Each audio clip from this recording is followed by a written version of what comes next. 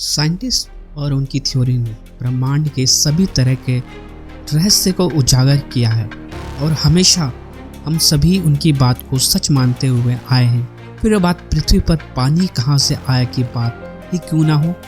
अगर मैं कहूँ आप सभी से, अब तक सच को छिपाया जा रहा था, क्योंकि साइंस तो हमेशा एक ही बात कहता है, मान लो और माना जाता है। पर मैं आपको कहता हूँ, हम क्यों माने। मैंने जो समझा है वो जानकर आपको हैरानी हो सकती है। तो बात है पूर्व काल की। नैमिषारण्य क्षेत्र हुआ करता था।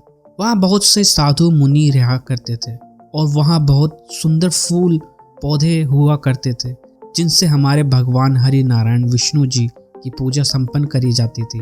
नाना तरह के हिरण, पक्षी, गौ माता उस क्षेत्र में खेलती हुई दिखती थी और तरह तरह के नदियों और जलाशयों से कलकल करके जल बहता था। नैमिषारण्यवासी मुनियों का 12 वर्षों तक चलने वाला यज्ञ आरंभ था और यज्ञ की शोभा बढ़ाने के लिए सभी स्थानों से मुनि अन्य स्थानवासी आए हुए थे। नैमिषारण्यवासी मुनियों ने सभी का आदर भाव के साथ सत्कार किया।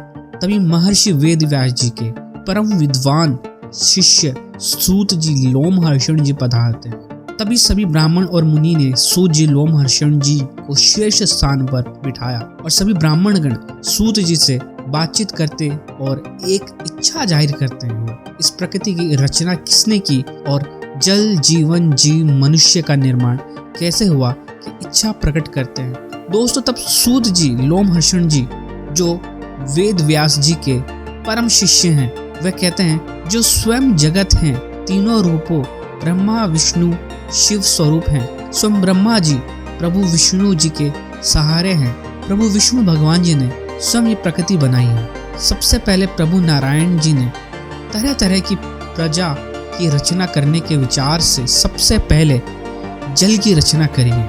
ये जल पूर्व काल में भगवान नारायण जी अर्थात भगवान विष्णु जी का निवास स्थान हुआ और आज हम सभी मनुष्य भगवान नारायण जी की कृपा से अपनी प्यास को बुझाते हैं। जब भगवान नारायण जी ने अपनी शक्तियाँ उस जल में पहुँचानी शुरू करी, तब बहुत विशाल सोने की तरह दिखने वाला एक अंडा प्रकट हुआ। उसी अंडे में भगवान ब्रह्मा जी प्रकट हुए। ऐसा सुना जाता है पूरे 1 वर्ष तक भगवान ब्रह्मा जी उस अंडे में निवास करके उसके 2 टुकड़े कर दिए और आधा हिस्सा धूलोक बना और दूसरा आधा हिस्सा भूलोक बना और दोनों के बीच में आकाश को रखा गया। इस तरह पृथ्वी पानी पर तैरती हुई बनी। इस तरह मेरे दोस्तों पृथ्वी का निर्माण हुआ और आप निसंदेह इस कथा को स्वयं भी ब्रह्म पुराण में देख सकते हैं व सुन सकते हैं।